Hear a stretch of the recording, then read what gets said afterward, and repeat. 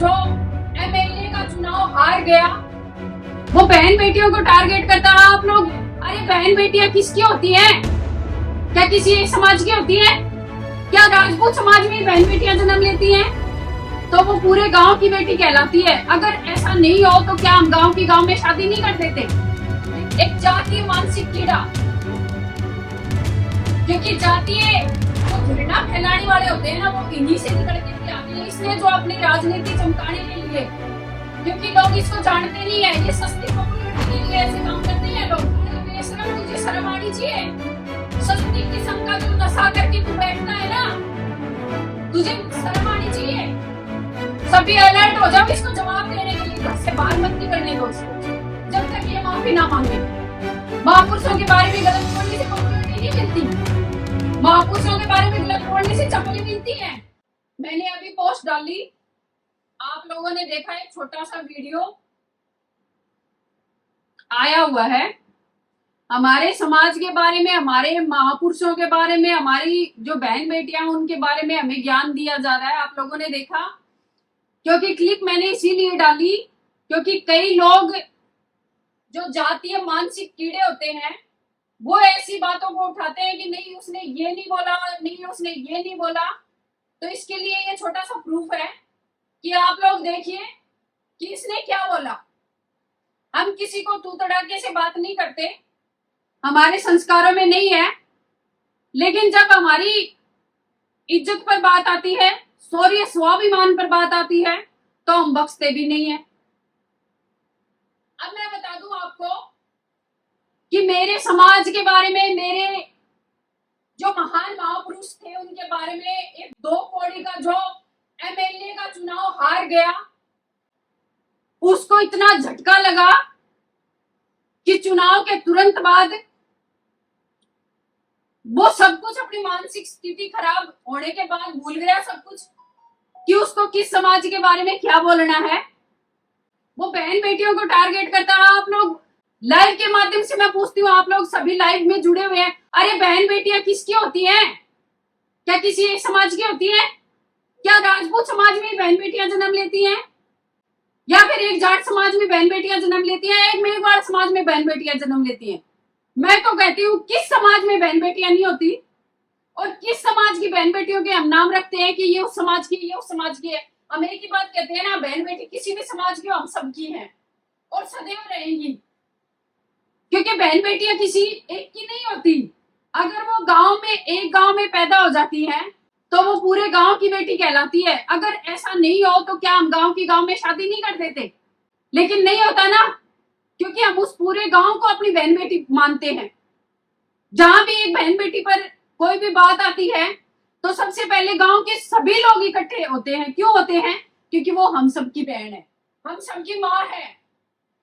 शादी होने के बाद में जब एक औरत कहीं भी जाती आती है, उसके गांव की अगर कोई महिला मिल जाती है या कोई बहन मिल जाती है तो वो सबसे पहले उसके गले लगती है। क्यों लगती है?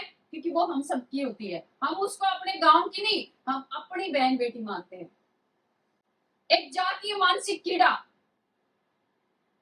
क्योंकि जातीय जो घृणा फैलाने वाले होते हैं ना, वो इन्हीं से निकल के आते हैं। इसलिए जो अपनी राजनीति चमकाने के लिए, क्योंकि लोग इसको जानते नहीं है, ये सस्ती पॉपुलैरिटी के लिए ऐसे काम करते हैं लोग, जो उल्टा महापुरुषों के बारे में बोलते हैं। इनको सस्ती पॉपुलैरिटी चाहिए होती है।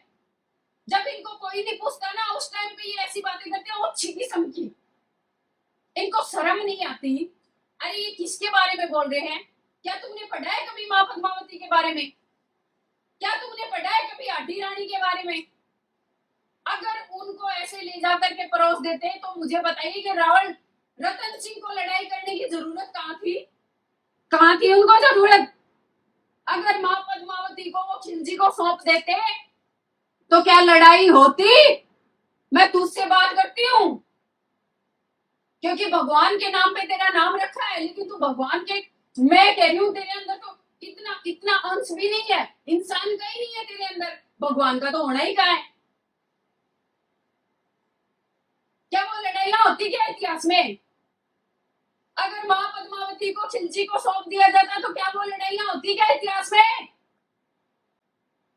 सारे बेशरम, तुझे शर्म आनी चाहिए। सस्ती किस्म का जो नशा करके तू बैठता है ना, तुझे शर्म आनी चाहिए।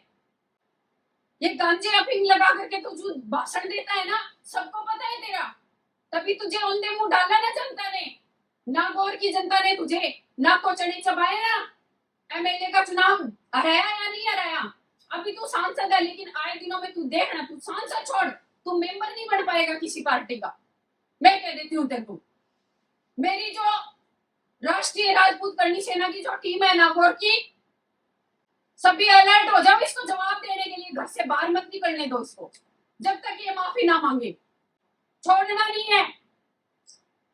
आज हमारे इतिहास के बारे में गलत बोला है, हमारी बहन बेटियों के बारे में गलत बोला है, कल को जो प्रेजेंट में बहन बेटियां जो नागौर में भी हैं, उनके बारे में भी इसकी यही फिर मानसिकता होगी ना, यही सोचता होगा फिर राजपूतों के बारे में। आज भी इसकी यही मानसिकता होगी, मैं नहीं सोचती कि ये बदल चुका है। इतिहास में क्यों जाते हो, ये आज भी मेरे ख्याल से यही सोचता है हमारे बारे में। ऐसे लोगों को इनकी औकात दिखाने का वक्त है, और मैं कहती हूँ दिखाओ, ताकि आगे बोलने से पहले 7 बार सोचें। सालों तुम्हें शर्म नहीं आती क्या? अरे हमारे महापुरुष जिन्होंने इतिहास बना करके दे दिया, उस इतिहास को संजो करके रखना होता है, ऐसे बिखारना नहीं होता। क्या पॉपुलैरिटी के पीछे भी भागते हो तुम लोग? काम करो ना, अच्छे काम करो, पॉपुलैरिटी तो वैसे ही मिल जाएगी। महापुरुषों के बारे में गलत बोलने से पॉपुलैरिटी नहीं मिलती, महापुरुषों के बारे में गलत बोलने से चप्पलें मिलती हैं। तुम्हारे सरों पे जब चप्पलें लगेगी ना थैलीवाड़, तुम्हारे सरों पे जब चप्पल पड़ेगी ना, तब तुम सुधरोगे। इलाज नहीं है तुम्हारा यही इलाज है बेटा। सुधरने के लिए भी, तुम्हें सुधारने के लिए माँ की जरूरत होती है, समझा? और हम भी उन्हीं माँ पद्मावती के वंशज हैं, भगवान श्री राम के वंशज हैं।